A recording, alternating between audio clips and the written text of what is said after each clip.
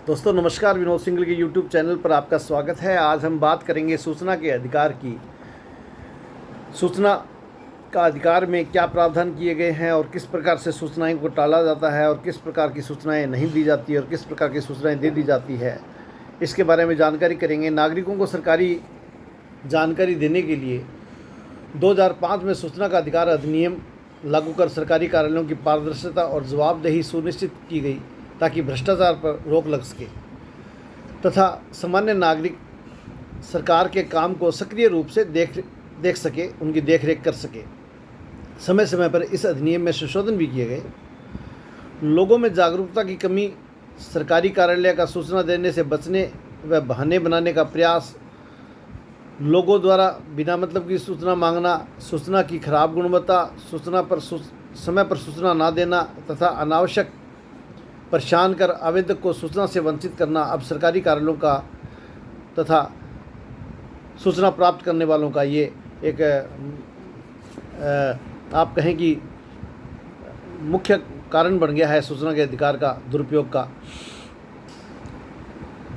कोई सूचना, कौन सी सूचना नहीं दी जा सकती। अब ये इसमें सूचना के अधिकार में मैंने थोड़ा पढ़ा है तो उसमें दिखा है कि व्यक्तिगत जानकारी जैसे किसी की जन्मतिथि, पता या चिकित्सा के संबंध में जानकारी आप नहीं ले सकते।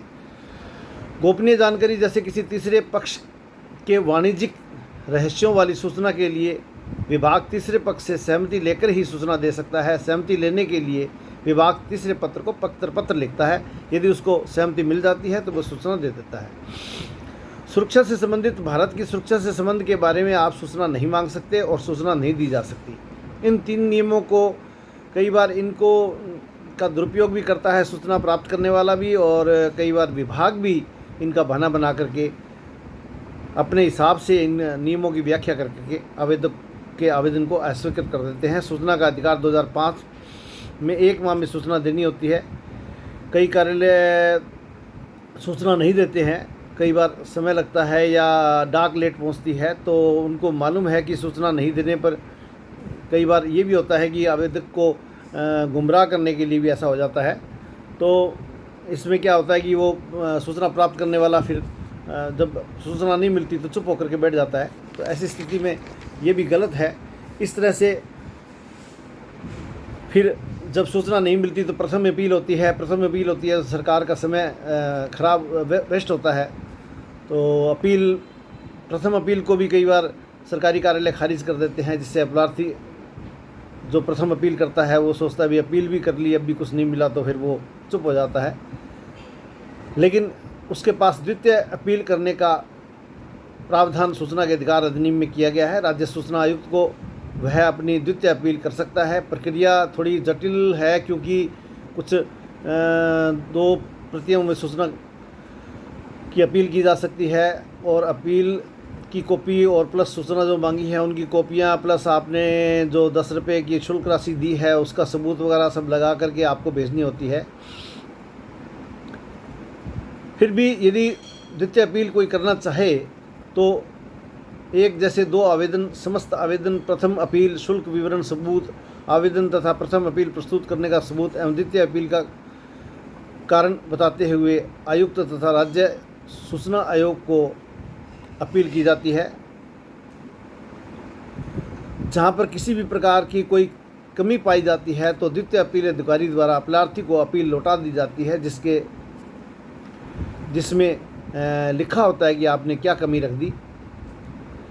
और यदि अपील स्वीकार कर ली जाती है और अपील में आप सही मिलते हैं तो जुर्माना लगाया जाता है लोक सूचना अधिकारी को, और आपको सूचना भी उपलब्ध करवाई जाती है। इसी प्रकार से ये प्रक्रिया लंबी हो जाती है। इसमें कोई 3 महीने, 4 महीने या 6 महीने लग जाते हैं। इतने में सूचना प्राप्त करने वाला आदमी जो है, जो चाहने वाला है सूचना को, वो अपना ये उसकी सूचना का कोई मतलब नहीं रह जाता और वो सूचना फिर छोड़ देता है उसको। कई बार, बहुत बार ऐसा देखा है। सुनवाई में अपीलार्थी को बुलाया जाता है। अपीलार्थी यदि जाना चाहे तो ठीक, नहीं तो आपके पत्र के माध्यम से अपना पक्ष रख सकता है। लोक सूचना अधिकारी इसमें लाभ उठाने का पूरा प्रयास करता है। मामला कम से कम राज्य सूचना आयोग तक पहुँचे, जिससे आवेदक हैरान परेशान हो जाता है और कई बार तो वो सूचना लेने का मन त्याग देता है। तो इसलिए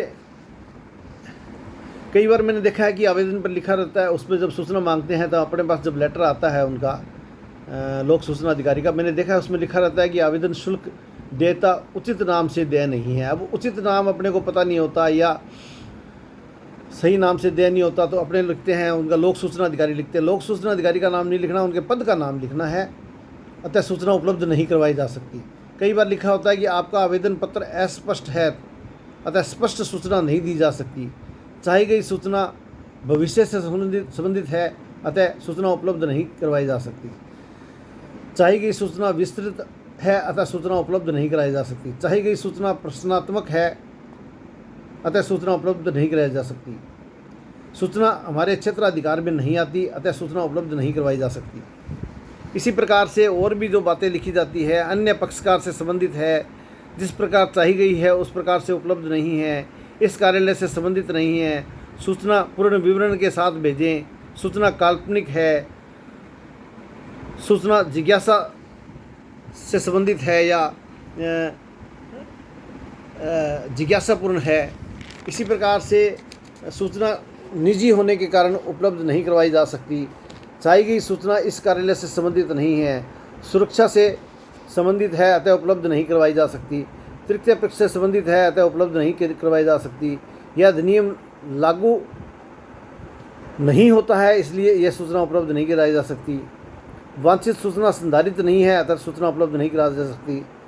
तो ये सब समय बर्बाद करने की बातें हैं। इसमें अगर सूचना अधिकारी ये समझे कि सूचना वास्तव में उसके पास है और उपलब्ध करवाई जा सकती है तो करवा देनी चाहिए, और यदि नहीं करवाई जा सकती नियमों के अंतर्गत तो फिर वो नहीं करवानी चाहिए। तो आश्चर्यजनक बात यह है कि रिजेक्ट जब सूचना होती है तो शुल्क भी वापस नहीं आता कभी कभी। ऐसे नहीं है भी सभी केस में ऐसा होता है, कभी कभी नहीं आता। तो इस प्रकार से सूचना का अधिकार का जो दुरुपयोग है वो लोक सूचना अधिकारी भी कर रहे हैं समझो, या मतलब जो सूचना चाहने वाले लोग हैं वो भी अपना इस तरीके का मतलब बिना मतलब का ऑफिसों का काम बढ़ा करके और बिना मतलब तरह तरह की सूचना मांग करके और उसको सूचना के अधिकार को उन्होंने मतलब इस तरीके से बना दिया है। तो मेरा ये निवेदन है सभी जितने भी सूचना चाहने वाले लोगों से कि वो सारगर्भित सूचना मांगे, सूचना अपनी जो आपको हिसाब से बनती है या मतलब आपके लिए ज़रूरी है वो सूचना मांगे, स्टिक सूचना मांगे। ये नहीं कि बहुत ज़्यादा सूचना का एक 5-10 पेज की सूचना बना दे। आपको जो सूचना चाहिए वो बिल्कुल सही सारगर्भित सूचना होनी चाहिए और निर्धारित शुल्क लगा होना चाहिए, और उसके बाद में सूचना अधिकारी को भी सूचना अगर जायज़ है तो सूचना सिस्टमेटिक अपने ढंग से नियम अधिनियम के अंदर आती है तो उनको सूचना उपलब्ध करवानी चाहिए। तो ये था दोस्तों मेरा सूचना का अधिकार के ऊपर आज का वीडियो। अच्छा लगा हो तो इसको शेयर करें। धन्यवाद। जय हिंद।